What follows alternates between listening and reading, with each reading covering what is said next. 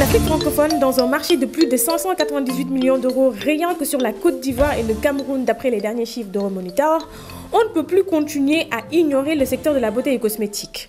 On ne peut plus ignorer un marché où, en moins de 5 ans, 3 grandes marques internationales se sont installées à Dakar, par exemple. Des marques qui rechignaient à venir sur cette partie du continent il y a quelques années. On ne peut plus continuer à ignorer le secteur de la beauté et cosmétique dans une Afrique où il y a une centaine de marques locales dont certaines génèrent plus de 30 millions de francs CFA de chiffre d'affaires par mois. On ne peut plus. La chance de cet allemand, c'est de discuter avec les professionnels de la beauté et cosmétique, mais aussi avec des investisseurs, avec des acteurs de la logistique, de l'informatique, de l'expertise comptable. C'est cette position centrale qui nous permet de voir que le jour où ces différents acteurs travailleront ensemble, il existera une véritable industrie de la beauté qui aura un réel impact dans le développement de l'Afrique. Et comment faire pour que cela arrive? Dans un premier temps, il faut les faire rencontrer. C'est ce que nous avons fait le 30 novembre au Pullman Dakar, autour du thème « Pourquoi faut-il investir aujourd'hui et pas demain ?» dans la cosmétique en Afrique. Aminata dit que c'est un problème de sous, ça fait partie du problème. C'est après 2 ans que j'ai démarré la chaîne YouTube et j'ai vu que les gens étaient vraiment intéressés. Et en Afrique, essayons d'être un peu plus créatifs. C'est-à-dire ne nous retrouvons pas tout le temps vers les mêmes packaging. On a commencé cette journée avec les conférences sur le beauty business avec Fatulia et du célèbre blog Black Beauty Bag et Paula Audrey qui est une consultante marque. On a abordé un sujet presque tabou en Afrique francophone, en tout cas qui n'est pas encore abordé sur cette partie du continent. C'est la relation ou c'est la collaboration entre marques et influenceuses ou blogueuses beauté. Ce fut l'un des moments forts de cette journée où les frustrations et les non-dits de part et d'autre ont été mis sur la table. En fait, les gens qui arrivent à impacter la société dans ce qu'ils disent, dans ce qu'ils font, et qui nous servent d'exemple et qui nous inspirent, pour moi, c'est ça avoir de l'influence. Et l'influence aussi, elle se mesure en marketing. Par exemple, si moi je suis une marque et que je travaille avec une influenceuse, c'est pas parce qu'elle est suivie par 500 000 personnes qu'elle a de l'influence. C'est pas le nombre de personnes qui fait que vous avez de l'influence. Ça, il faut qu'on arrête de se tromper sur ça.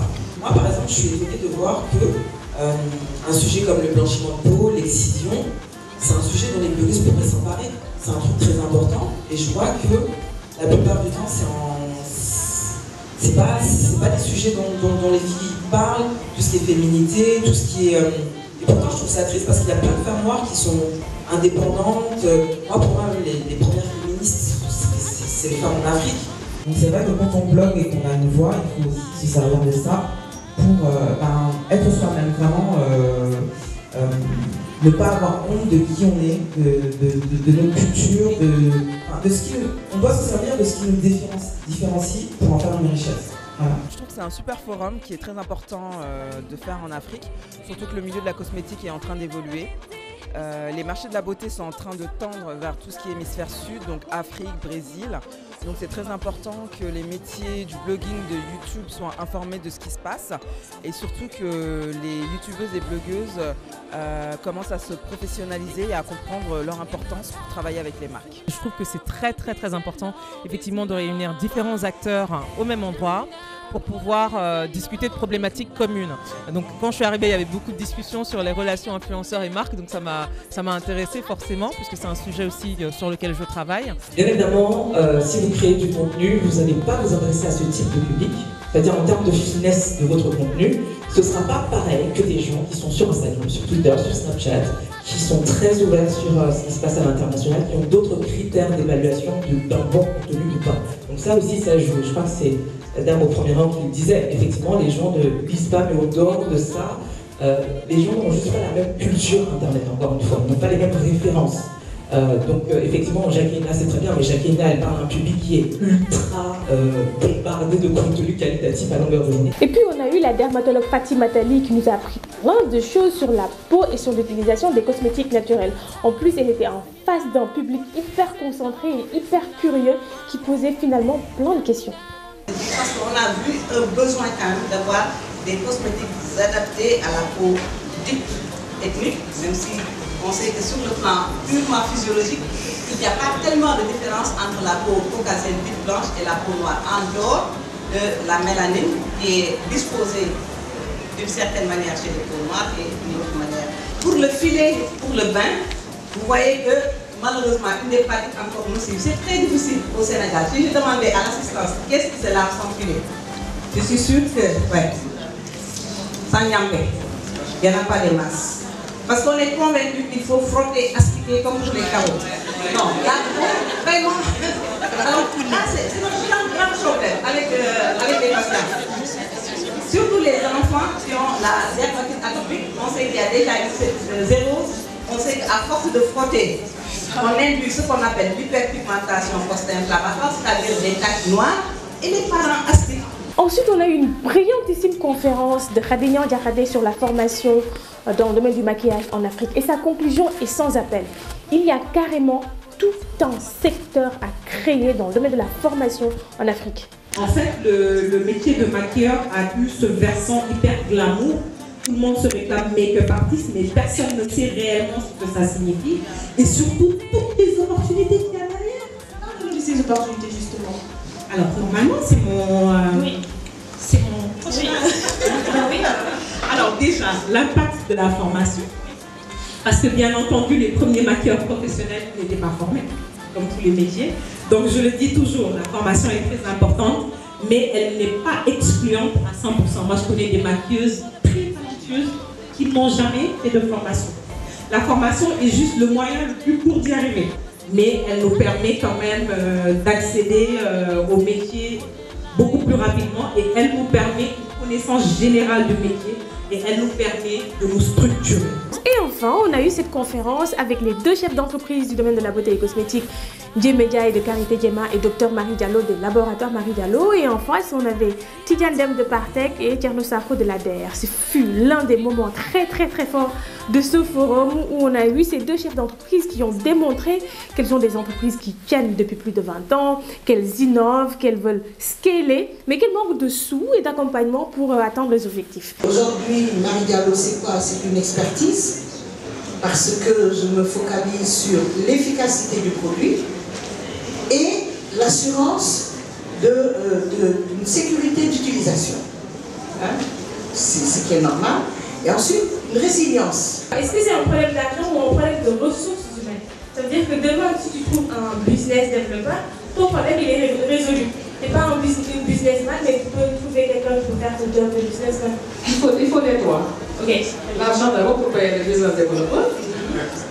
L'argent aussi parce que nous, on a beaucoup de commandes, hein, par tout ça, tu le sais. On a beaucoup. Je ne peux même pas couvrir le marché sénégalais, honnêtement. Je refuse de vendre mes produits des fois. Et ça, c'est pas bon du tout, vraiment, parce que le Sénégal a besoin de ces produits. C'est fascinant pour moi d'être assis ici, auprès de ces grandes dames, et d'entendre ce que nous cherchons dans les entrepreneurs. Alors qu'elles se disent vieilles, elles se disent docteurs, elles disent ce qu'elles veulent, mais je vais vous dire d'abord ce que j'ai entendu. J'ai entendu beaucoup de passion, toutes les deux commencent par parler d'elles-mêmes. Je voulais être jolie de 8 à 12 ans, j'avais des problèmes de peau, et ça me fait penser à quelque chose que j'ai entendu un de nos entrepreneurs dire, d'une manière un peu plus moderne, mais qui se résume à quelque chose, entreprenez dans quelque chose, do work on something that makes you angry. Donc, quelque chose qui vous énerve. Mais en tout cas, quelque chose qui suit beaucoup d'émotions, qui est la passion dans l'entrepreneuriat. Mais le docteur Marie Diallo a dit ensuite quelque chose d'intéressant, elle a dit et répété l'expertise. Quelque chose que j'ai toujours du mal à définir parce que j'en manque totalement. Ce mélange d'entêtement que le docteur Marie Diallo a appelé résilience et que Djemé a décrit par ses péripéties. Ça ne marche pas, on me dit non, et je transforme ce nom-là à quelque chose de positif. Cette recherche un peu têtue et très pragmatique de la solution. Les investisseurs ou les banquiers de manière générale, le monde de la finance, doivent apprendre de ce secteur en Afrique. Parce qu'ailleurs, ils ont compris, ou ils maîtrisent à peu près. Ici, c'est un peu plus difficile. Aujourd'hui, on nous parle de cet Allemand, qui fait quoi? Qui est un média. Lorsqu'on parle de médias, on parle d'information. D'abord, l'information. Et ça, c'est très important.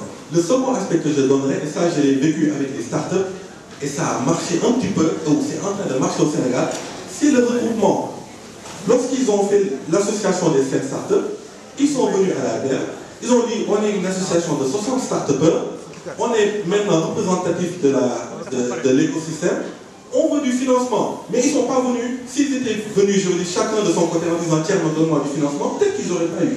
Nous étions plus de 200 personnes lors de ce forum. Nous avons réseauté, nous avons échangé, nous avons vendu, nous avons acheté. Nous avons eu de belles idées à développer pour nos projets. Nous avons fait des rencontres déterminantes pour la suite de nos entreprises. Aujourd'hui, des investisseurs ne pourront plus dire qu'ils ne savaient pas. Aujourd'hui, tout acteur qui est en dehors du domaine de la cosmétique et qui peut proposer des services aux acteurs de la cosmétique ne pourront plus dire qu'ils ne savaient pas. Nous sommes donc très heureux d'avoir tenu ce forum qui a été un grand succès pour nous et que nous comptons encore une fois toujours renouveler tous les ans. Vraiment, c'était quelque chose de splendide. Voilà, je suis très contente d'avoir participé à cet événement. Je lui souhaite une longue vie, qu'il y aura d'autres éditions derrière, parce que c'était une plateforme